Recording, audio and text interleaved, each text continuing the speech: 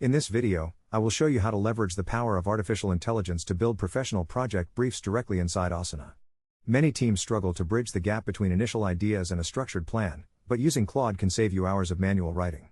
To get started, open your specific project in Asana and click on the Overview tab located at the top of your screen. Scroll down until you find the Key Resources section and click on the option to create a project brief. This opens a blank canvas where you can store your most important documentation. Now, instead of staring at a blank page, you can use a high-quality prompt to let Claude do the heavy lifting for you. You should instruct the AI to act as an expert project manager and ask it to write a comprehensive brief for your specific task, such as a mobile app redesign. To ensure the output works perfectly within Asana, tell Claude to structure the text with 5 specific headers. These should include the background and context to explain the why behind the work, followed by SMART objectives and success metrics. You also want an estimated timeline with major milestones, clear target audience demographics, and a list of key resources needed like budget and team roles. Tell the AI to keep the tone professional and use bold text for readability.